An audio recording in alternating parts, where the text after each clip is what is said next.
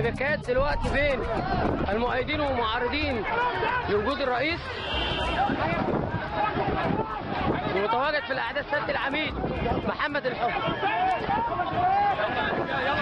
محمد قطني انت عايزك كده مدير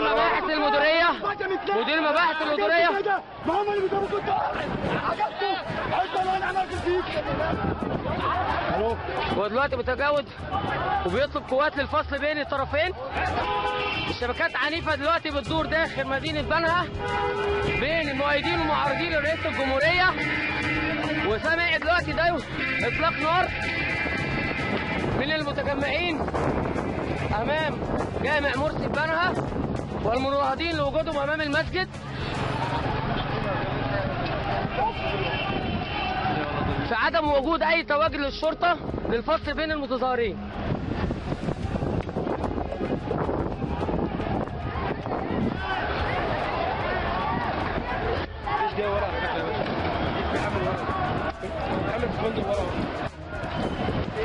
وانا شايف سياده العميد محمد الاسري مدير عام مباحث الالويه متواجد للفصل بين الطرفين. ومفيش اي تواجد للشرطه.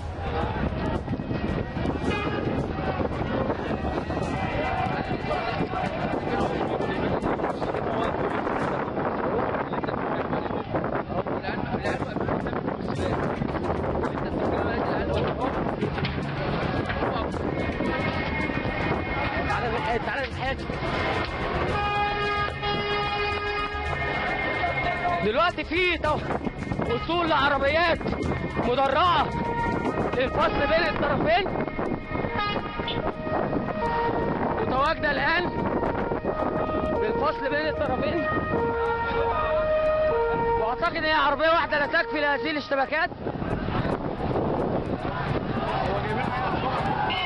منطقه اتريف في بنها معترضين على وجودهم وتجمعهم امام مكانهم. ودلوقتي في سمح دوية اطلاق نار. واعتقد ان القوة اللي دخلت دلوقتي لا تكفي. وفي دوية اطلاق نار جامد خارج من منطقة اتريب ببنها زي ما حضراتكم سامعينه. واعتقد ده هو كان مرتب لهذه الوقفة من الاسلاميين، فكان لابد من وجود الشرطة تفصل بين المتواجدين.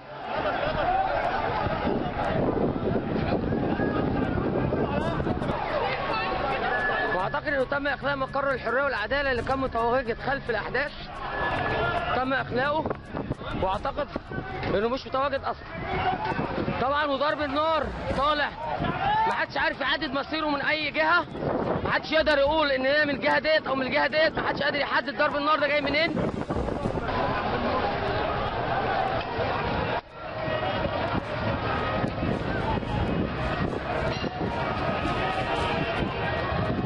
تابعين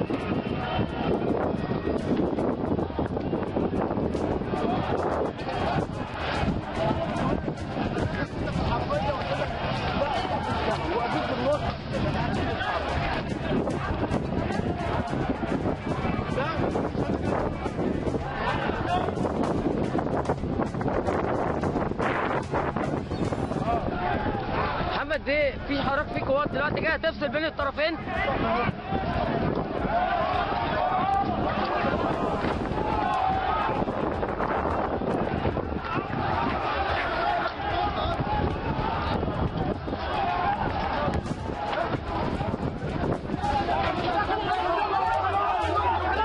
طبعا الاهالي معترضه على وجود السياره دلوقتي.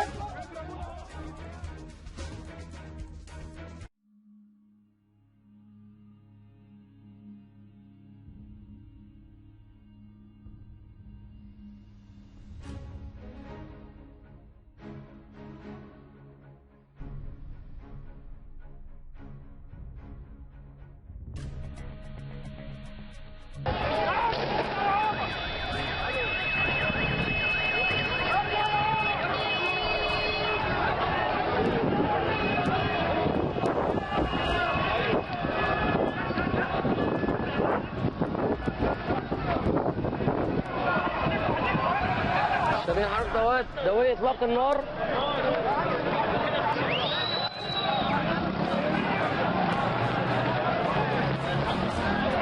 طبعا انتوا سامعين دوائر اطلاق النار دلوقتي، والشرطه واقفه مش عارف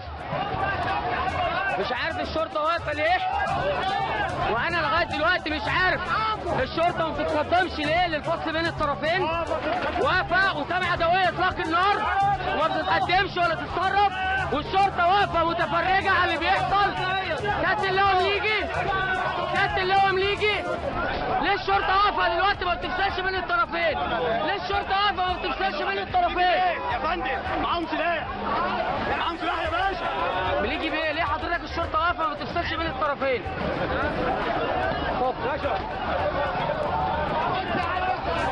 يا فندم ليه حضرتك واقفين مش بتفصلوا بين الطرفين دلوقتي؟ يا باشا حرام عليكم يا ابونا.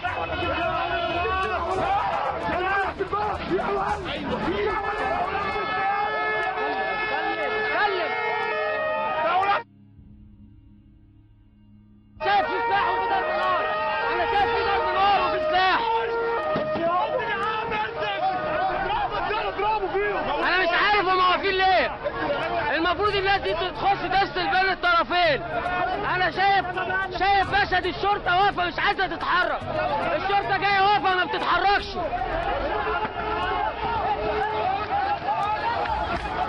انا مش عارف الشرطه واقفه ليه، ودلوقتي بتتحرك قوات الشرطه للفصل بين الطرفين. معاك يا فندم، قوات الشرطه دلوقتي بتتحرك للفصل بين الطرفين. وشايف برضه سيارة الإسعاف تواجدت في المنطقة لنقل المصابين، وأعتقد إنه ده مشهد متخاذل من الشرطة تأخيرهم وعدم الدفع التشكيل من الأول لتأمين الوقفة اللي كانت موجودة عند جامع مرسي. وأعتقد دي سقطة أخرى للشرطة.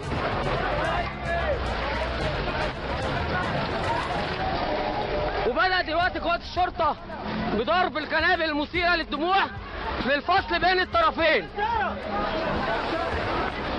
وانا شايف دلوقتي سيادة اللواء مليجي حنفي مدير امن القلوية متواجد، ونزلت الشرطة للفصل بين الطرفين. يا فندم مش كان معروف من الاول ان في وقفة هنا؟ النبي لو سمحت. اتفضل يا فندم، اتفضل.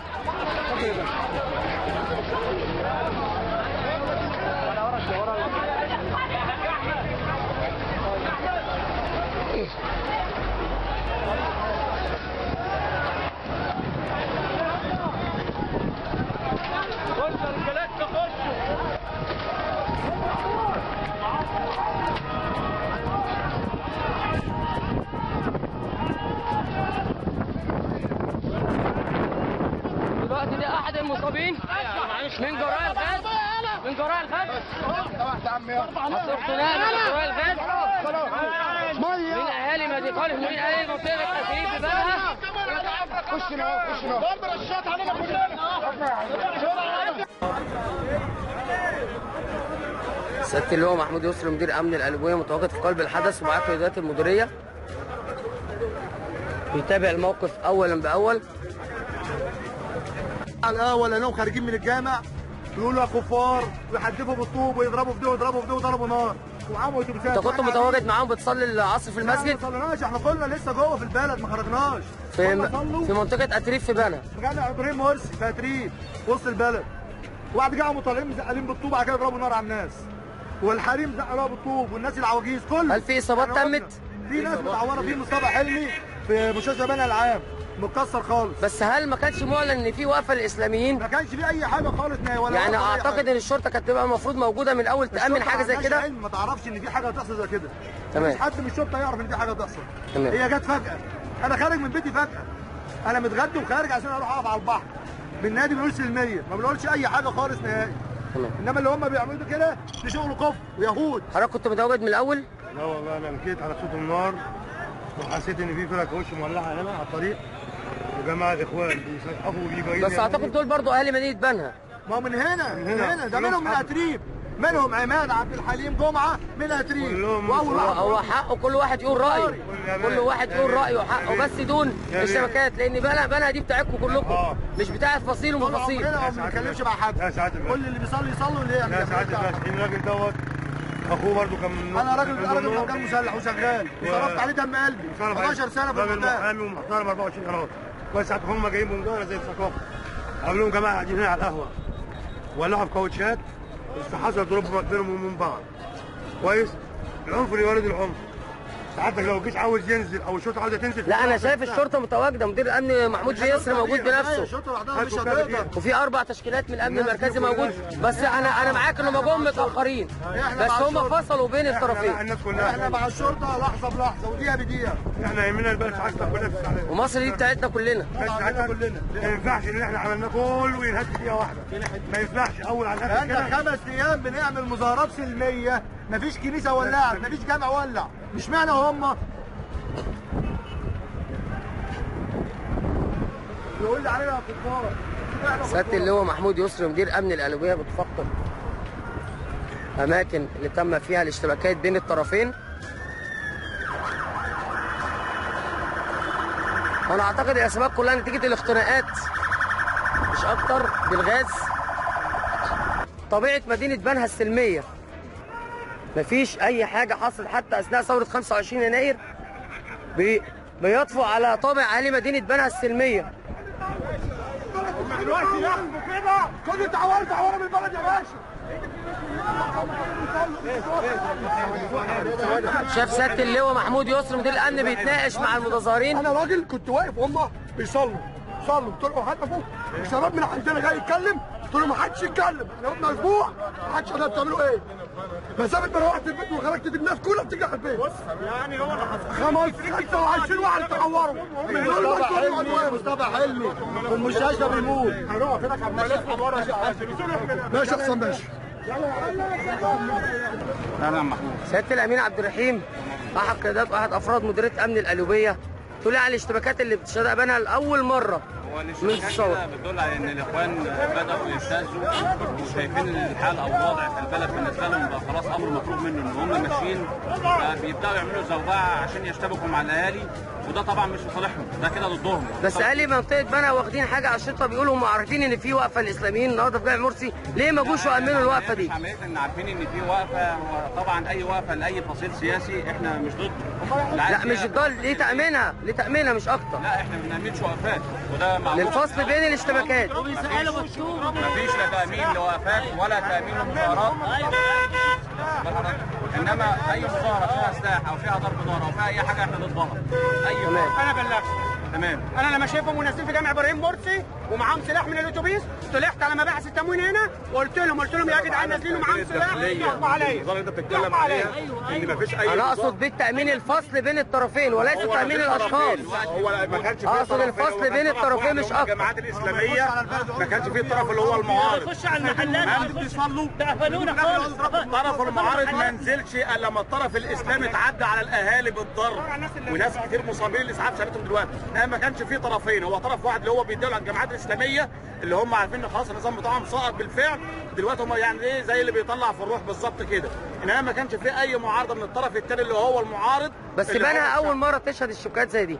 ماشي، هي البلد كلها مش بنها بس، يعني هي مصر كلها اول مره تشهد الجماعات الاسلاميه ديت ان دي فصيل جديد على شعب مصر كله. هو بيدعي ان هو فصيل اسلامي، الاسلام ما بيقولش الكلام ده، الاسلام دين يسر ما بيقولش دبح، زي ما كان محمد بتاج امبارح بيتكلم على المنصه وبيقول دماء للركب، وعندنا بدل الشهيد 1000 شهيد، واطلاع كل ميادين مصر وكل محافظات مصر. انا برضو للمصداقيه حاولت ادخل بين الجماعات الاسلاميه واجيب منهم يردوا على الكلام دوت، هم رفضوا ومنعوا اي حد يتكلم للمصداقيه للطرف الثاني.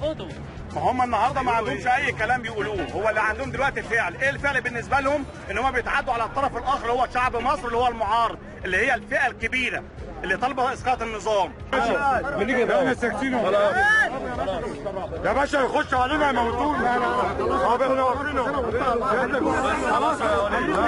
تم الفصل بين الطرفين. وطبعا سياده اللواء وقيادات المديريه بتهدي من روع الاهالي، وهم متواجدين فعلا في وسطهم وبيهدوهم.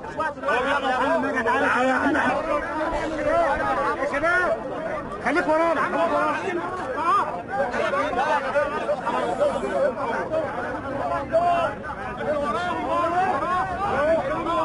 طب واعمل لي حصر اعمل لي حصر. شوف دول اللي جايبينهم بتهرب انت تابع مين العاوزه؟ محمد بيقول وصل للمباحث الامنيه. ايه يا عم الحاج؟ سعادة الباشا سعادة الباشا خليك راجل كبير. انا على قدر المسؤوليه. على قدر المسؤوليه. عارف اقول ايه؟ انا عارف اقول ايه؟